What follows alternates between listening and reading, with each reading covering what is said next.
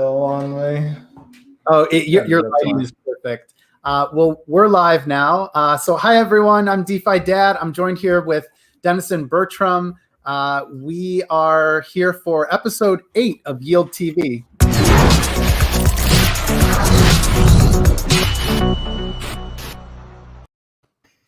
All right, here we go. Headphones, that's really loud. Oh, geez, yeah. It's like, grabbing my charger here. Yeah, that's funny. That video is a little bit loud. Well, hey everyone, thanks for joining us again. We will be talking today all about governance. I recently met Dennison. He's been in the space as long as anyone. Actually, I'm excited to maybe start off with you just kind of sharing your journey, like in the crypto space, and then how you ended up at OpenZeppelin. You're the founder of daphero.io, and now you're working on a new project called Tally. So anyways, Dennison, welcome to the show. Thanks for joining me. Thank you. Happy to be here. Yeah. All right. Well, I got to say, like, governance is definitely a blind spot for me. Like, I've been participating more, like with, I'd say a little bit with Wi-Fi, some with Nexus. I've been paying attention more to Power Pool. And I'm quickly learning how challenging governance is. So the other day, whenever we had spoken last, I felt like I learned a lot. So I'm thinking folks that are new to governance will learn a lot here. Can we start though with just, can you talk to folks about how you found yourself working on Tally? Yeah, so the journey to Tally is sort of like, I think everyone's journey in the blockchain space has been sort of like this circuitous one, one where I think a lot of people end up building around the things that bother them or the friction points. I think early on, one of the things I realized, especially when you think about building products, you have this idea of what you want to build, and then you have this sort of necessity of like what you need to build to be able to build the thing you want to build. That was very much part of the idea behind like daphero, sort of like simplifying that kind of process. And there's always this aspect of like realizing where you say, oh, this thing that I'm building to build the thing that I want to build, maybe that's actually the thing that I'm building and I need to build. So governance is very much a part of that, where it's just been difficult in many different ways, and it feels increasingly difficult, right? Like for a long time, there were very few options for coordinating on a smart contract level of doing things with people. And that was kind of easy to understand. It's sort of like, okay, we'll do like a multi-sig, and that's how we'll run things. And then we had, sort of like 2016, 2017, we had the emergence of like governance-based projects, which were really awesome and really promised, that we are going to have this future where governance is going to be really streamlined and easy. And actually what we see is that more and more governance sort of like springs up, or more ideas around governance starts to spring up. And so rather than actually things getting simpler, they're actually getting increasingly more complicated. And I think in the past, certainly I sort of imagined a future where maybe you would belong to a DAO and then you would just participate in that DAO. But of course, now that your sort of like financial tokens are finally giving you access to governance, suddenly that wallet that you sort of kept with like 20 different like coins where you're collecting like a piece here and a piece there, suddenly governance pops up for all of them. And suddenly it becomes a really overwhelming experience of, okay, how do I participate in this governance? Where do I find where this governance is happening? Where do I vote? Where do I see who's voting? What all these different sort of like pieces pop up. And you start to realize like, oh, this is just going to get out of hand, if it's not already out of hand for most people, right? It's certainly out of hand already for me. So Tally really is the what we're building is really kind of like this governance aggregator, where certainly what I was trying to solve is, okay, if I'm feeling this much friction and I'm sort of just like a casual passive person in a lot of different governances, people who really want to participate must be feeling this in a horrible way, right? And then, when you talk to like liquidity providers, they're feeling it in like a really serious way. There's a lot of people who have very large holdings who are actually afraid to vote and participate in governance because the friction is high. It's kind of a scary experience. And then, once you just sort of multiply this against everything that you might possibly vote in, you start to see a future where I sort of I sort of like to use this term, the thermodynamic death of decentralization, where there's all these different things and they're evenly distributed, and we all have a tiny, tiny piece of it, but such a small amount that we don't actually participate in anything, right? And it almost seems unintuitive, but the closer we get to true decentralization, the less likely a lot of our sort of like ideas about participation are actually going to work, right? Because if the entire world has 1/1,000,000th of a fee and everyone has that equally, either we're going to see really like activist individuals sort of doing all the governance, or maybe we'll see no governance at all, right? Like maybe we'll never reach quorum again if we can never like get everyone to necessary together. So these are sort of like the thoughts that really sort of like motivated what we're building now and sort of how I got here. Yeah, it feels like governance in DeFi and crypto in general. It's a lot like if you pay attention to the financial mechanisms in DeFi, you get overloaded by what is being built based on what's in the legacy world, and you quickly learn because it's very transparent. It moves much faster, and similarly, I feel like I have learned a lot about how difficult governance is, or in general, like how difficult just a government would be of like an actual nation. So I'm curious, what do you, we were talking about this earlier, what do you think are some of the real dangers right now for all these new communities that have governance models, or at least are proposing that they have, that they're going to be run by a decentralized community? What are the dangers in these early days? So, I think a lot of the, there's a lot of dangers. It's early and there's a lot of dangers. I think primarily sort of the understanding sort of creates this room for, I kind of call it like governance theater, where we have things that are like kind of like governance, but they're not true governance. Things where we poll one another to get sentiment on what we would like to do, but of course, at the end of the day, the project doesn't have to do it if it's just sort of like a kind of poll. Then you have on-chain governance, where you look at sort of like what happened with YAM, and where if it's not implemented right, well, actually, governance is sort of like the Trojan horse that can destroy your project.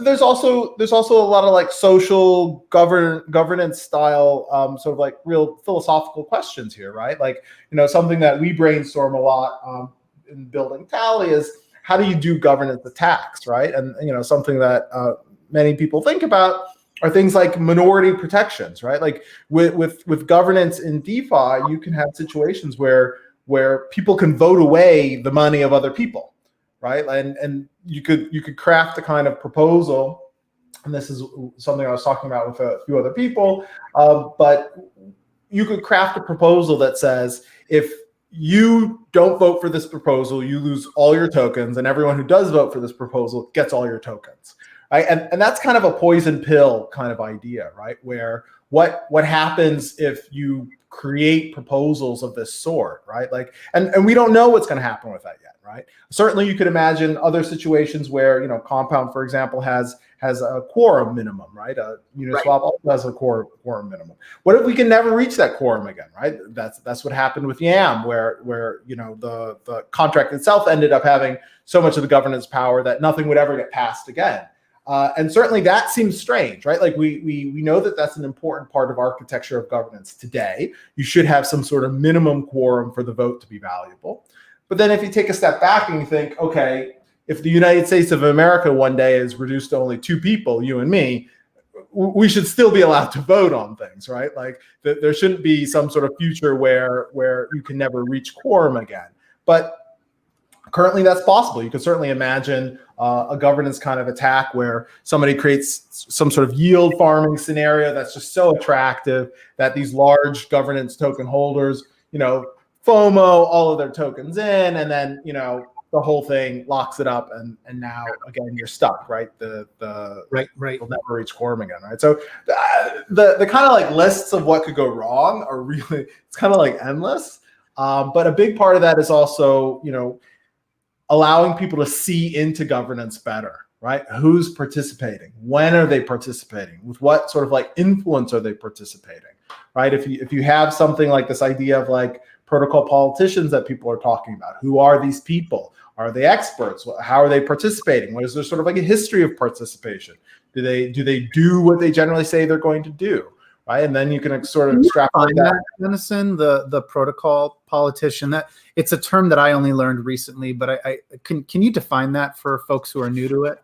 Yeah, I don't. I think Richard Burton coined it. I'm not entirely sure, but the idea is, there's a mechanism of delegation of your voting in a number of governance systems, which was originally built for the situation where, okay, I'm super rich. I mean, not in real life, unfortunately, but if I were super rich, I would have all these governance tokens, right? But yeah.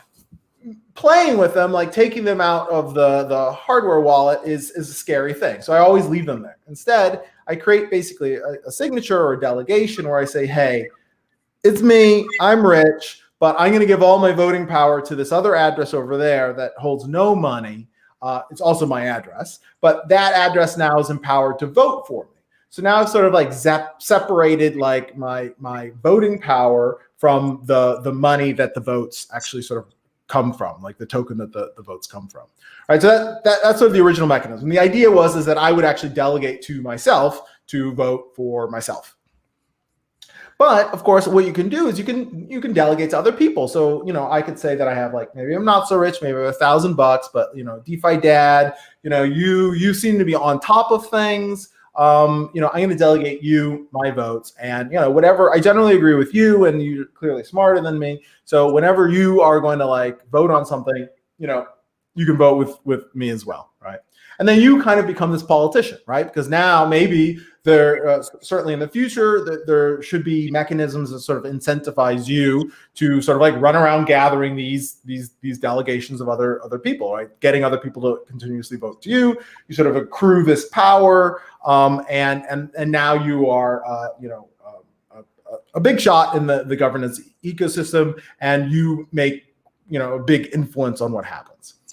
Currently, the system's only sort of like halfway, right? Like there is actually no incentive for me to delegate you anything other than I like you and I want to stay active. And certainly you can imagine that, in some situations, the cost of delegation on gas doesn't make sense for either of us. But yeah, there's that idea that people will become sort of experts in governance. Certainly if I'm participating in 40 governances because I hold 40 tokens, doesn't make sense that I'm an expert in all the systems. So I delegate to somebody in who are smarter than me. Long term, I expect that we'll see, these being more groups around DAOs, right? Other organizations who sort of like do thoughtful voting across many different governances, and so that's kind of like generally the idea behind it. Can we talk about a real life example that you were kind of alluding to? So with Uniswap, there's 1 billion uni tokens that will be issued, and so that's 1 billion voting rights, like each uni being one right to vote or a fraction of that. Actually, I don't even know if you can vote with a fraction of a uni. I'd have to look that up. But throwing that aside, don't you need like 1% of like uni in order to make a proposal? It's like you need like 10 million uni, and so you have to have folks delegate you the right to vote with that uni, or in this case to propose. Anyways, like what have you seen lately with Uniswap? I don't know if you're paying super close attention to Uniswap, but if you are, would love to know, like, what do you think of, there's a lot of attention around votes being delegated to Andre because he's got a lot of good ideas and a lot of people revere him the way, we were kind of discussing. Sure. I'm not keeping as super close an eye on it as I probably should at the moment. But I think basically what you said is the sort of situation, right? Like Andre had mentioned on Twitter, like, delegate to me because there's sort of this minimum amount. Yeah. And people will start delegating to him. And I think then he said that actually, no, he doesn't want to be delegated to. But people are like, no, we're delegating to you anyway. But and at that point, there still isn't enough. It still doesn't have enough vote power last time I checked to actually propose anything.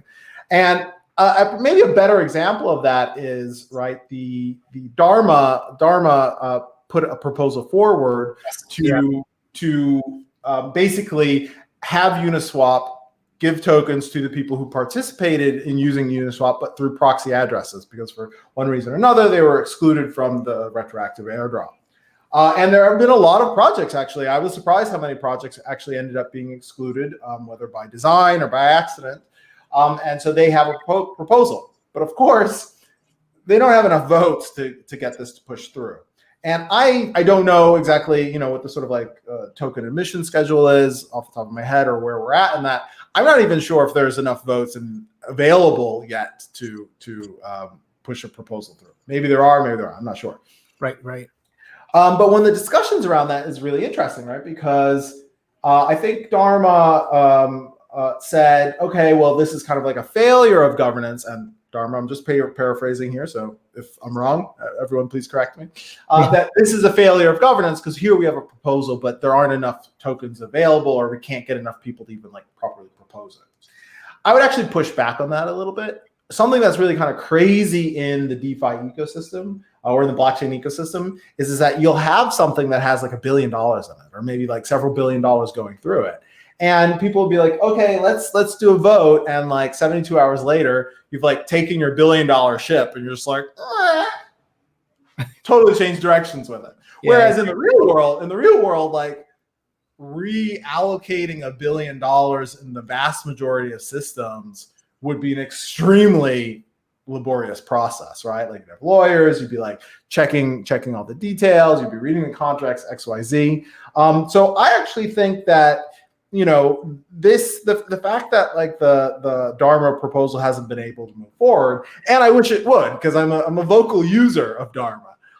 So I really wish it would move forward. I think that this kind of maybe represents a new sort of paradigm in sort of like patience in governance, right? We expect things to happen really quickly, where this is one of the learning things that we need to take involved, right? Like when you're manipulating such enormous amounts of money, right? And for really fundamental building blocks of an ecosystem, we have to be really, really careful, right? With Compound, right? You need 100,000 comp to make a proposal like that. Is what $20 million. I don't know what the comp price is right now. $20 million, $30 million, right? Yeah. It's a lot of money necessary. Yeah. We have to consider that maybe that's appropriate, right? Like, there's no reason to think that Dharma's proposal won't be proposed and get passed a year from now, right? Like, certainly in the traditional legal system, if you get legal recourse on your money a year, 2 years, 10 years from now, that's not unusual.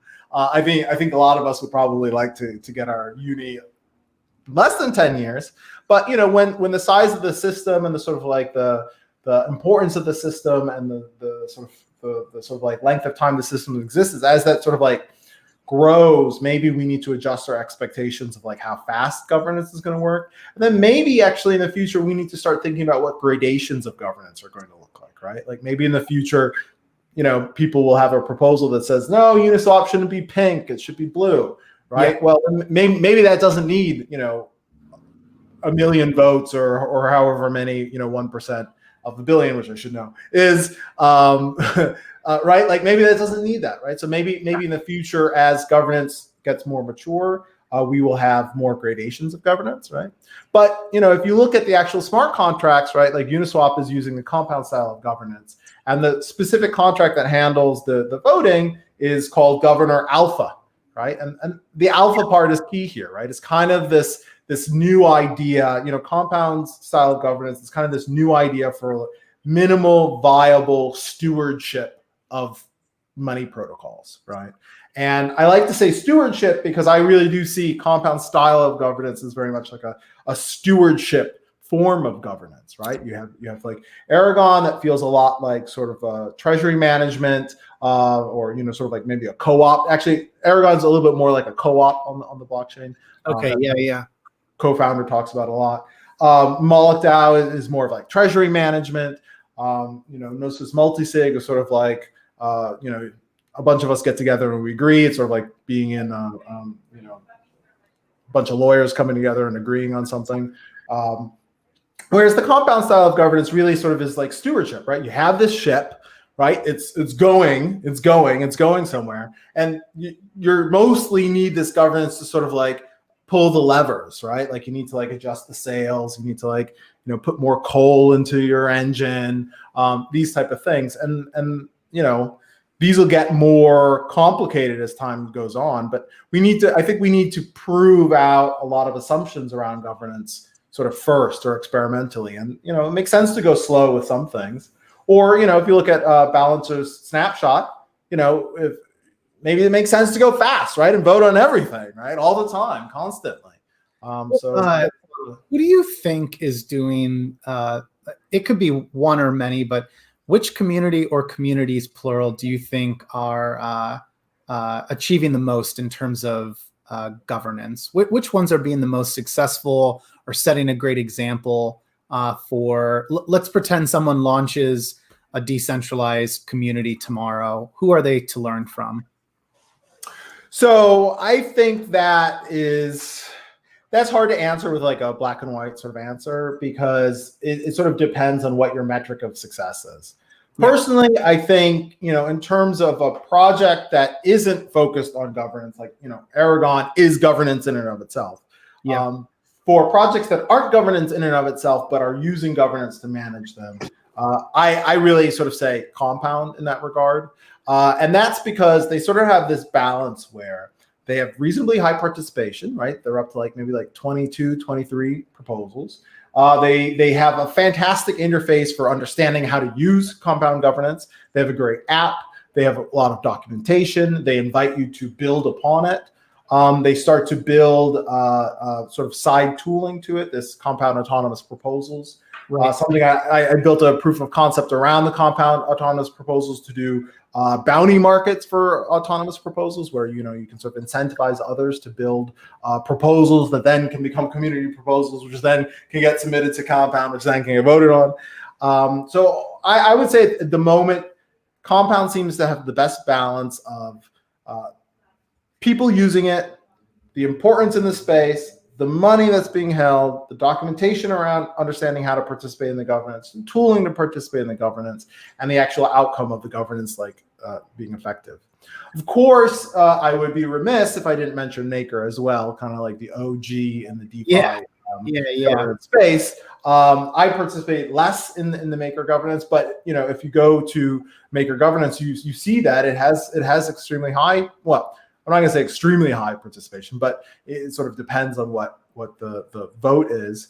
But of course, they are the OGs, and give credit where credit is due. A lot of the DeFi ecosystem exists because Maker paved the way. So yeah, and it's still very important, because just so much is dependent on DAI, and so much is dependent on a lot of money that's locked up in CDPs. And it's funny that you just mentioned that. I hadn't thought as much lately about Maker's governance. I used to be fascinated by it.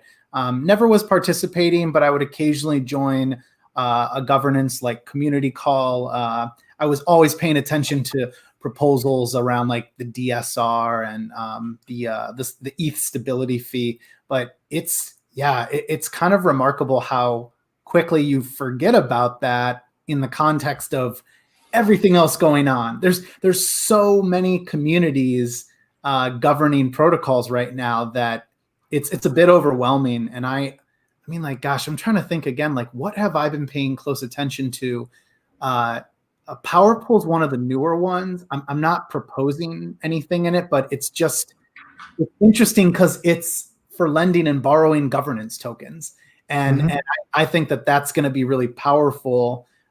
It's also like a pretty radical idea, because it clearly, when I first heard about it, I thought, wait, so you can borrow and lend governance tokens? Like, isn't that bad? Like, couldn't that lead to people just borrowing to vote in favor of what benefits them and not the community? But then you think about it more and you're like, well, actually, it could be very useful. And I guess if I did have governance tokens, why would I be lending them to others when I could be voting? So it just feels like a marketplace that would have been created one way or another. Anyways, Dennison, have you dug into that at all? Like, I don't have much more to share on it other than that. By the way, I have no exposure to power pool, so I feel like I'm on firm ground to talk about it without any bias right now. So not so much. We are actually designing our sort of own idea of like what a kind of like meta governance protocol would look like. I think from what I do understand, I think there are elements of like what PowerPool is doing that we're thinking a lot about as well. Rather than necessarily borrowing, I like this idea of gaining liquidity to your governance tokens, where you can keep your voting power, but you can sell the vote to underlying vote token itself, and then if you ever want to like recoup it, you sort of need to buy it back from the market. I think that these kind of experiments are really critical in incentivizing what the future of governance will be like. You know, your comment just now on Maker is a kind of a great example of that sort of like thermodynamic death of governance, where it's so critical, you are following it, but actually now you don't know what's going on at all because you're just in so many different places around governance total, right? So and that's going to become an increasing problem further on that we go out, right? I don't think any of us expects that the number of innovation happening on top of DeFi is going to slow down in any regard. So yeah, these sort of like protocol ideas around how we, something I like to talk about a lot is the concept of tokens is to ERC20s as the concept of governance is to kind of question mark right now, right? Like maybe it's Aragon, maybe it's multisig, maybe it's compound, maybe it's Molotov, maybe it's this, maybe it's that, right? Before ERC20s really became standard, there were a lot of different kind of tokens and a lot of different implementations of like what tokens would be in the ecosystem, right? And the standardization of the concept of tokenization really led to this enormous explosion of DeFi, right? We can just assume we know how anyone else's token is going to work. So people have built infrastructure around that. So when I create a new project, well, naturally, I'm just using an ERC20 because it's naturally compatible. We already know all this other infrastructure exists dealing with ERC20s, and it becomes the fundamental building block, right? That becomes the thing that we build DeFi on.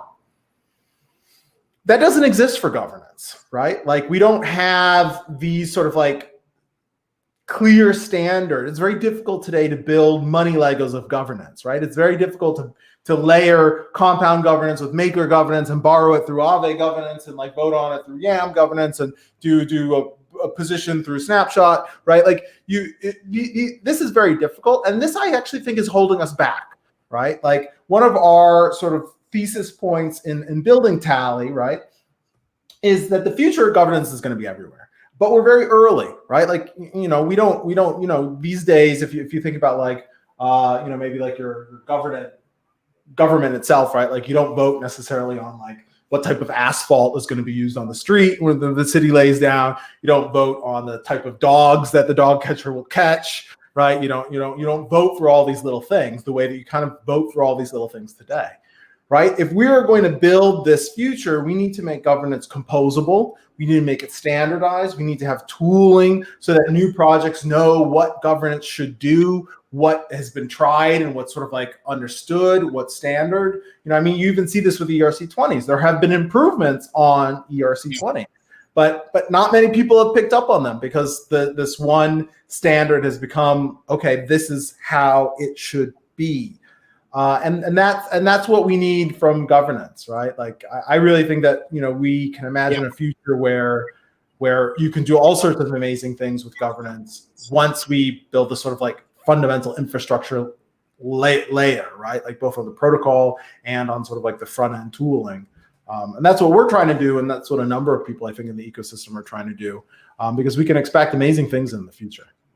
Yeah, that was so. My follow up to that was, what are the tools and resources that one should be looking into if they are going to launch a token or, more importantly, launch any sort of decentralized governance? Like, I wouldn't even know where to start, but it's only because I know you now that I would think, oh, okay, well, when Tally launches, like this is one tool I know of. I know of Aragon.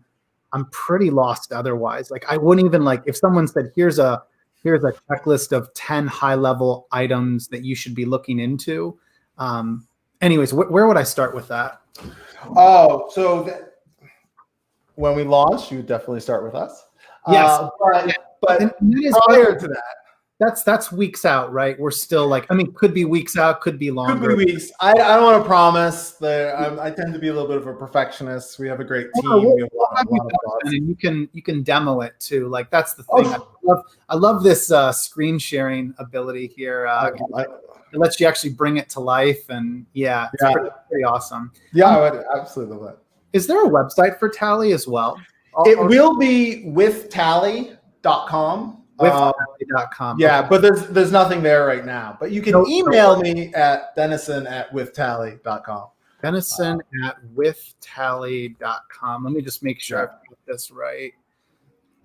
Here we go. Is that correct? Yes. Awesome. There we go. This software is awesome. I was gonna say, bring on the bots. Like now you're gonna get all the like, dear Dennison, I think we can do great things together. But anyway, back to that checklist. So beyond Tally, what else should folks be looking into as they're planning out a decentralized governance? So planning out a decentralized governance is a huge undertaking. Certainly, there are the projects like Aragon in the space that are fantastic. As you noticed, a lot of new DeFi projects are nervous about the complexity of a lot of options that do exist, and they're going the sort of multi-sig route, right? And that would be Gnosis multi-sig. I like multi-sigs in theory, although I do feel that they're a little bit of decentralized governance theater a bit, because it's sort of like, okay, I'm not just trusting Dennison, I'm trusting Dennison and DeFi Dad, and people kind of know me, but do they know me well enough to trust $1 billion to me? Yeah, I don't know, right? Like, do I know myself enough to be trusted with $1 billion? Just because you've created like a cabal of really nice folks doesn't necessarily mean that they're trustworthy of $1 billion. Not the least because, and I may be wrong on this, but there's a lot of aspects of Maker which are secret, right? Simply because if you knew who they really were, it's not unreasonable to think that bad actors or state actors might try and track them down, right? Like if you know that I am one of 2 or one of 3 multi-sig holders for $1 billion system, well, it's not very hard to come find me and force me to sign something, right? Like, there's no amount of somebody else's money that I wouldn't give away if you're going to cut off a finger or something like that. So anyone get any ideas? I will never put myself in a position where I have that sort of influence, right? And I think actually as public individuals, that can be very important to say, right? Like, I will never put myself in a position, and this might come back to bite me, where I solely can distribute like $1 billion. I have a control over that amount of money. And of course, watch me end up like next year, like launching something and then having $1 billion that I have to decide how to use. But that is certainly not wise, right? Like, people would just come after you, right? Like you're the key to everything. So the multi-sigs, I kind of would shy away from. But I understand early on, it's kind of a little bit better than just an admin key held by the company owner, right, or the CEO. So I get that. Certainly beyond that, I would really study and understand Open Zeppelin's contracts really well. There's a lot of great tooling in there that helps you create secure applications, so you don't have to like take on so many risks yourself from creating custom code. I would read very well Compound's governance. I think if you're going to build governance into your product, start with Compound system. It's really lightweight, streamlined. There's a reason why it's been so successful for Compound. There's a reason why Uniswap chose it. It's a fantastic system, and if you're a smart contract engineer, it's really easy to reason about. That said, right, we did have YAM, which used Compound style governance, and that didn't go so well. So I would say there, composability is your friend. Try and like keep governance, like, if you're going to borrow from Compound, change the minimal number of things necessary, rather than introducing new code to it, because you can have unexpected things happen, right? Like, you mix Ampleforth with Compound and you get surprise. So that's probably where I would probably like start. Very much today, it's still an engineer's sort of domain, right? You definitely still need to be a Solidity smart contract engineer. You should either be good terms with the creator of the universe or audit your contracts well, right? Like definitely try and do that. I know that testing and production is a little bit in vogue, but not all of us are as brilliant as all the rest of us. So, and frankly, it's very hard to understand how these things are going to work in concert with everything else in the ecosystem, right? So that's probably what I would say. Dennison, I had a question from a few like questions / comments from Chris Black here. I think, I've considered this before myself, and it's frustrating because there are whales, and Chris was just saying, why bother when whales make all the decisions anyways? And I think this goes back to like maker governance. This is where we originally have had that criticism with maker, but I mean, it holds true in nearly all communities that like there's always a concentration of folks that just have a tremendous amount of voting power. Sure. How do you think about it? Is it just a depressing reality, or is it something that we can solve for? I wouldn't necessarily say that that's a depressing reality. It certainly is a reality, and I think dealing with large token holders is very important long-term in understanding the health of governance. But also you have to, not all, so this doesn't hold true for all systems, but there's a number of systems where people became large token holders through really legitimate reasons, right? Either they supplied an enormous amount of money to something, or they did something really important early on, which gives them a little bit more of a voting say than others.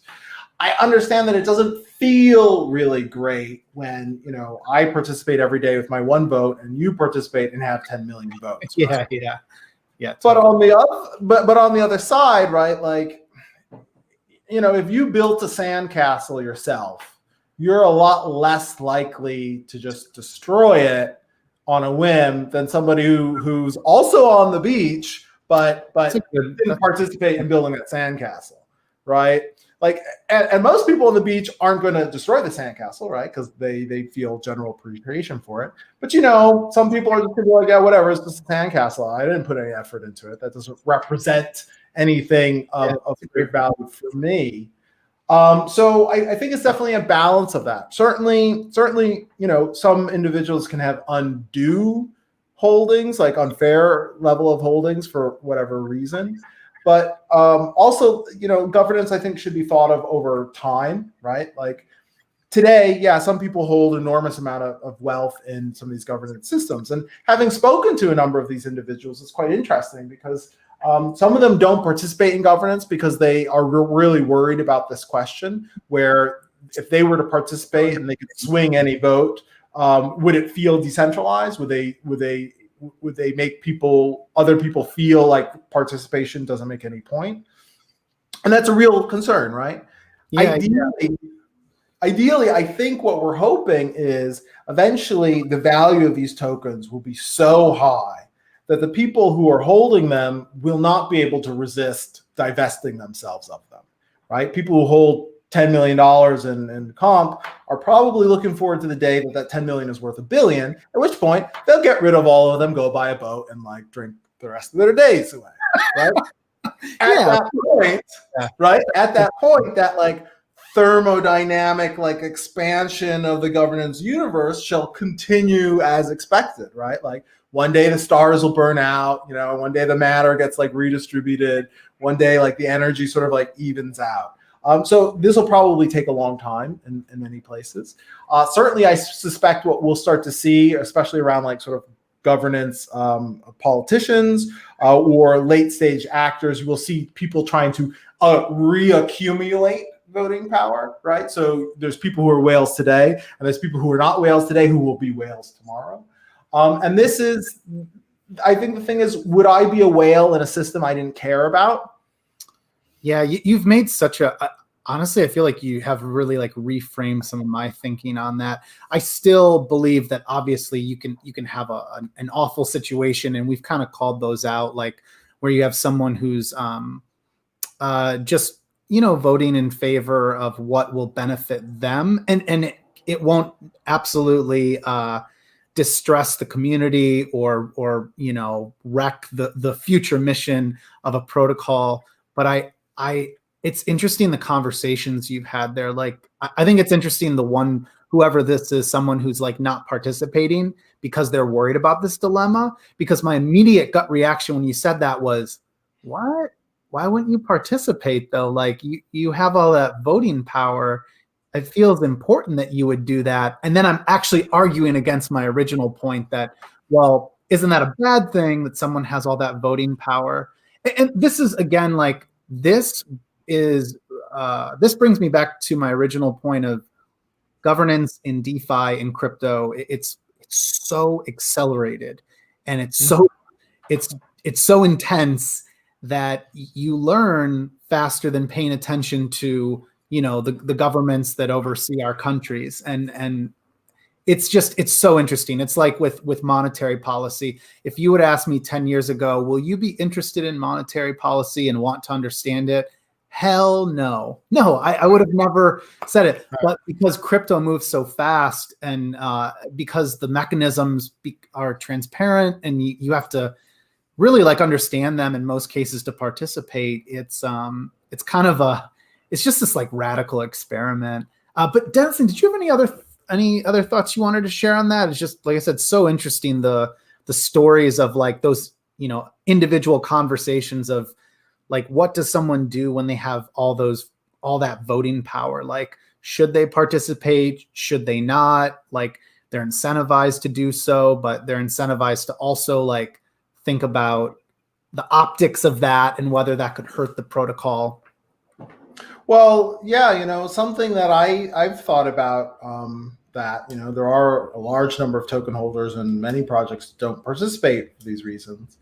It's kind of, for me, sometimes it's funny, right? Because not making a choice is making a choice in and of itself, right? Yeah. Like certainly if I think if a vote came up that said, hey, all those people who aren't voting with all this token power, if you don't vote, we're going to take all your money away.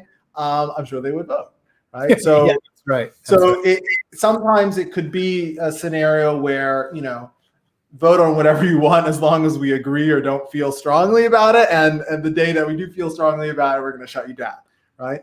But yeah, again, it's really early days. And I think a lot of people who enter the ecosystem and participate in the ecosystem maybe lose sight of how many people are kind of working day in and day out and trying to build these sandcastles, right? Because right now they are very much sandcastles, right? Like, there are so many things that can like destroy what we've built here.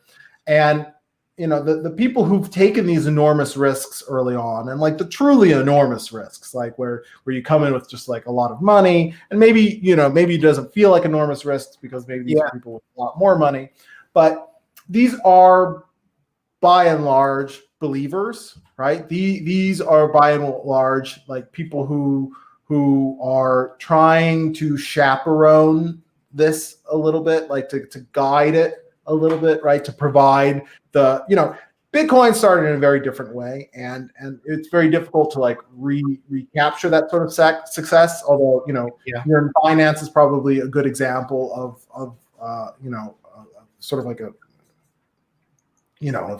an example. But for a lot of these other protocols and things, right? Like, you have to pay rent. You need to take your kids to like daycare.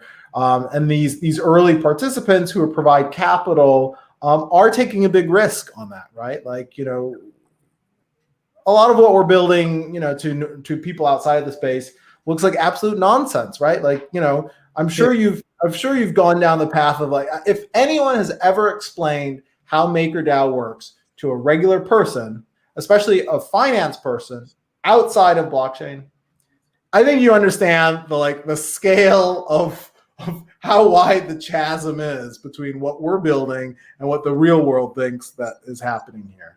Yeah, I remember when I first learned about these concepts too, and I remember thinking, what the hell did that person just say? And then I looked up Maker and tried to understand it and like read it on the website. And at this point, I think I probably had some exposure to Ethereum and Bitcoin, and I'm like looking through it and I'm like, what is this? What? And it's over collateralized. And wait, why would I lock up my Ether and then mint DAI? Why does it hold a $1 value?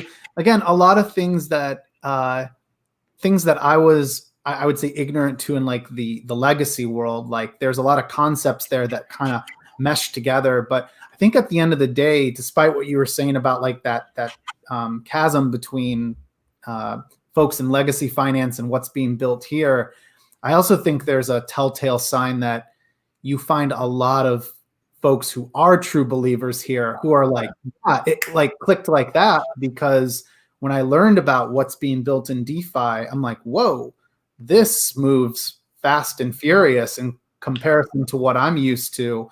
And I mean, why wouldn't I use something that is, it saves me time, saves me money, lets me do things with money I previously couldn't do. But anyways, back to governance. I mean, it's so challenging. I have learned more in the last 3 months about governance than I have over the last 3 years. I've only been in the crypto space about 3 years, and it's overwhelming. It's overwhelming, and there's so many different communities that are governing a decentralized protocol, and then there's a spectrum there. Like you can clearly call out like that Chris was mentioning here in the comments, like calling it like decentralization theater in some cases. The difference between what is truly a decentralized protocol versus something that is aiming to be that, and then others that are just completely faking it because they're trying to make the most of this like momentum in our space. Sure. Something I like to bring out as like a question, which people often like grill me, like totally flamethrower me over. Decentralization, right? Like we certainly don't. It depends on who you are, but do we give voting power to babies and infants, right? And the sort of converse is that like, what if decentralization was for the banks, right? Like certainly the banks operate like organisms themselves, and they're in a competitive environment of non-trusting one another, right? What if decentralization was for the banks, right? Like there's a lot of banks in the world, right? What if it just served them? Would that be like a good outcome of decentralization, right? If we just served all the men, would that be a good outcome of decentralization? If we served all people, would that be a good outcome of decentralization? I mean, clearly there is some point where, like we're not going to give infants private keys, right? But the idea of like what decentralization is I think a very big spectrum. And I think it's something that exists over time. I certainly think that like ideally we will get to the future when we're all self-sovereign, right? Our identity is self-sovereign, our data is self-sovereign, our money is self-sovereign, right?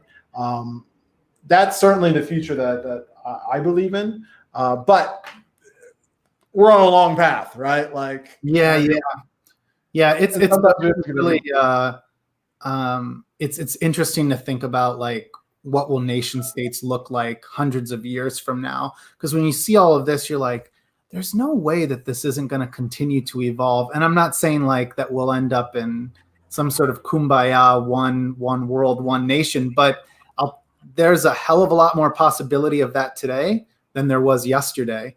Sure. I think it'll be really interesting. Like I mean, even like as we were talking through all these issues, like when I think about what few voting rights I have in Wi-Fi, like I have a very small amount of Wi-Fi. It's my voting rights are 1%. And I found myself voting on proposals because I thought it was fun. Like I thought, it's kind of that whole thing of like, if in the US especially, if you live in a state, like I've lived in California, and California is a blue state, obviously, but like if someone's voting Republican, like they could say, oh, well, my vote doesn't really get counted, but you still see people voting and throwing aside all the issues with like an electoral college. When you think about like what we have here, I do abide by that idea of if you have voting rights, you should put them to work. And in this community, it's actually not as challenging to have your voice heard and to like I'm not going to be able to make a proposal on Uniswap, but I gotta say, if I wanted to go that route, like it's just not my forte. Right. I think I could imagine a route to that, and it starts with the usual sort of like hustle. Like you got to be in those governance forums talking, and over time people begin to trust you more and more if you prove that you've got ideas and you can listen to others and come up with ways to benefit the community. One of the best examples is in the Nexus community, there is this anonymous Batman character. It's like Free Markets Batman, something like that. And he is very knowledgeable of, he's just very knowledgeable of Nexus, but he's put forth some proposals that have had huge impacts on the community. And I don't know, it like, again, it's an anonymous identity. I think it's interesting that you can have anonymous personas in our digital governance worlds that make such a huge impact. And I think that's a good thing. I mean, there's definitely some dark sides to this. I'm sure we could all think of, especially someone's anonymous who's someone else and they're pretending to be that person so that they can get through a proposal for themselves. But I don't want to keep you too long here, Dennison. We have another minute, or I could go another 5 minutes too if you've got it. But anything else that you think folks should walk away from this conversation knowing about governance or check out as a follow-up action? I would definitely say that register to vote in your real elections if you happen to live somewhere where a real election is coming up. Governance doesn't just happen on chain, right? Like this happens in the real world too. Participation is important everywhere. Sort of like what you just said on about like creating a Uniswap governance proposal. Just having the token votes itself, it's more than that, right? It's having the idea. The ideas themselves are powerful, and if you come up with one that is really truly great and you're convincing on it, you can still shift how these things are built.